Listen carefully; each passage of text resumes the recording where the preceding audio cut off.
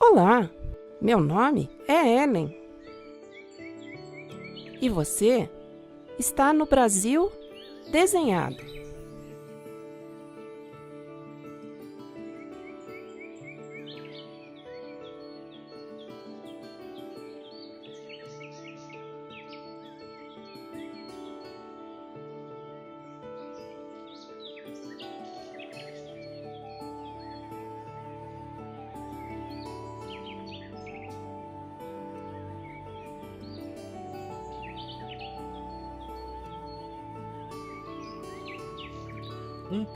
Introdução.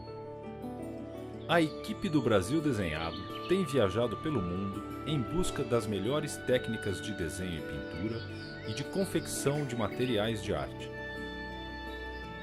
para poder apresentar aos alunos uma bagagem de conhecimento segura. O aprofundamento nos temas que serão abordados é infinito. Queremos cada vez mais melhorar a qualidade do que oferecemos, mas queremos contar com a compreensão de todos no entendimento desse processo contínuo de melhoria do site e das aulas. Todo o conteúdo das aulas será traduzido para Libras, com legendas em português. O texto trará, juntamente com as imagens, os ensinamentos que propomos, as ideias. As pessoas que não compreendem Libras poderão ler as legendas e ouvir a narração do texto em português. Posteriormente, depois, procuraremos expor o conteúdo em outras línguas. Além desse compromisso com a qualidade das aulas e com seu detalhamento pedagógico, temos um compromisso ambiental. Os créditos de carbono,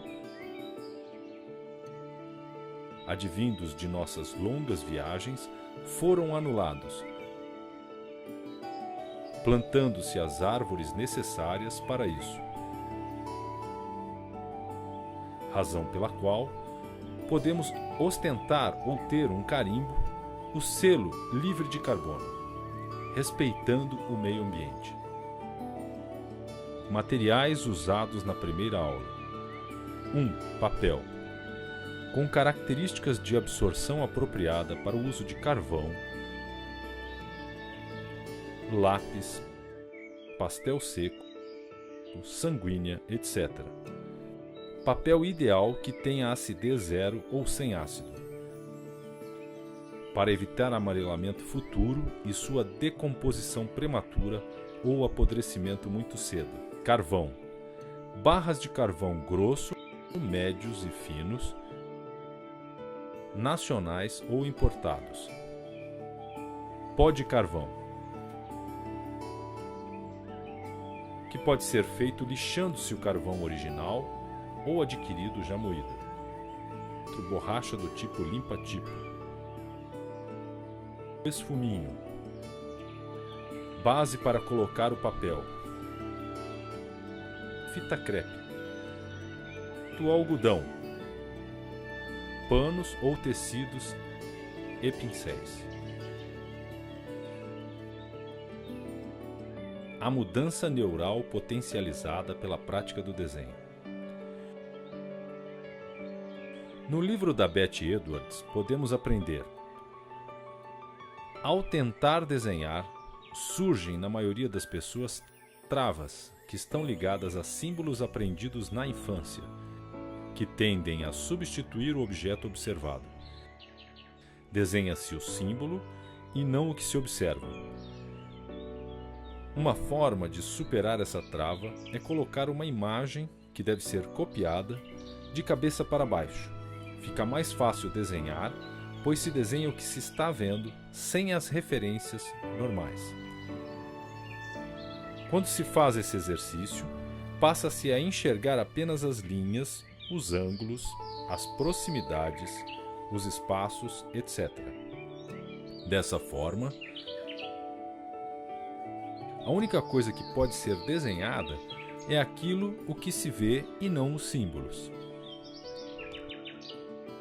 Também podemos aprender da teoria de Betty Edwards que o cérebro humano, ao lidar com a informação advinda de imagens, por mais complexas que sejam, tem agilidade e desempenho ou funciona muito mais acentuado ou reforçado do que quando, por exemplo, lida com informação verbalizada, texto, fala ou numérica.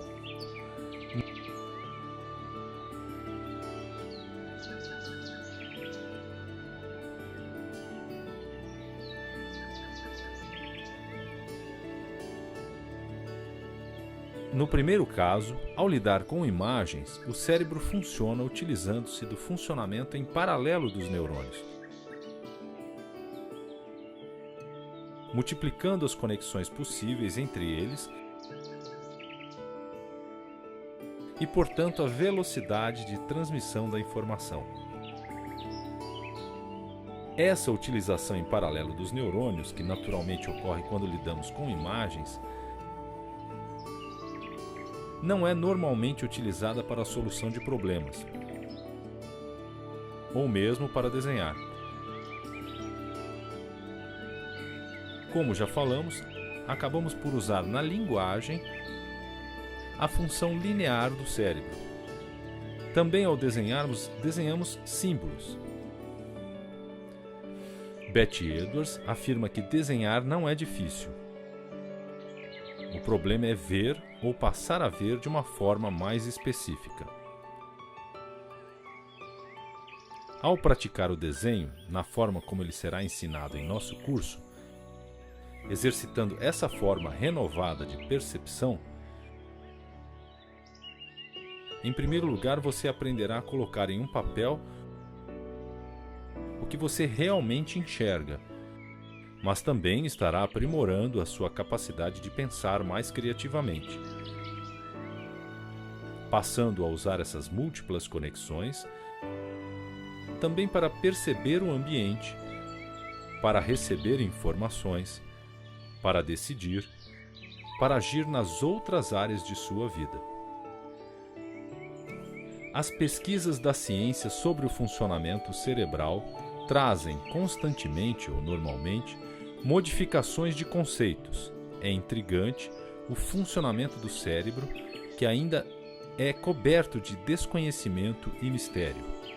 Pesquisas antigas indicavam há alguns anos que as imagens são principalmente trabalhadas pelo hemisfério direito do cérebro.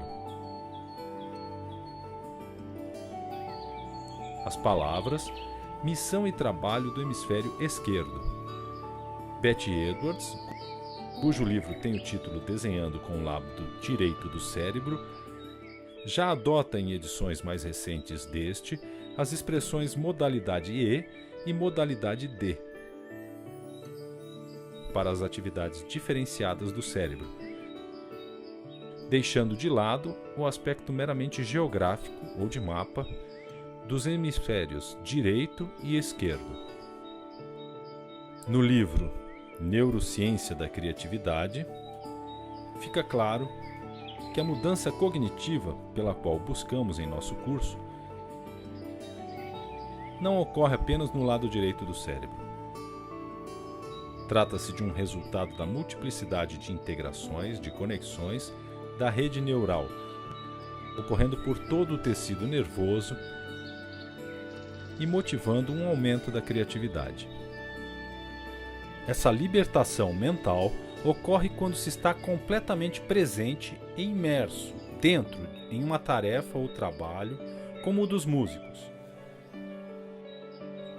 Este é um forte ajudador, contribuinte para a criatividade. Pesquisas revelam que as pessoas diferem em quantidade e força, frequência e intensidade quando relacionado a esse estado de concentração. Não para por aí. Em um estudo conduzido em estudantes japoneses, aqueles que apresentaram essa experiência com mais frequência no seu dia a dia estavam mais prontos a terem mais autoestima. Jujitsukan. Sensação de preenchimento da vida. Prazer. satisfação e menos ansiedade. Destacamos os seguintes conceitos do livro Caminho Natural para Desenhar. Há apenas um caminho certo para aprender a desenhar, que é um caminho natural e perfeito. Não tem nada a ver com método ou técnica, não tem nada a ver com estética ou beleza física ou conceitos aprendidos. Ele tem apenas a ver com o ato da observação correta. E com isso quero dizer uma forma de contato físico com todos os tipos de objetos, utilizando todos os sentidos. Nicolaides. Uma frase importante de Nicolaides. Arte deve se preocupar mais com a vida do que com a arte. Queremos provar pela prática do desenho aqui proposta que a mudança neural e o aumento da criatividade com o exercício contínuo e com o estudo das artes é um fato.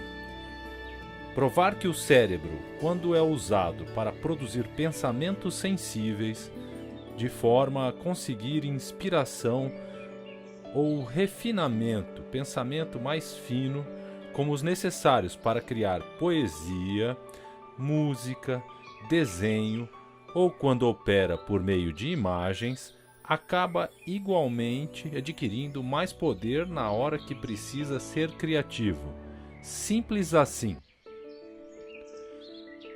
Ao mesmo tempo, provar que também é obtida dessa atividade o crescimento de uma espécie de poder interior, introspecção e silêncio, o melhor aproveitamento do momento presente.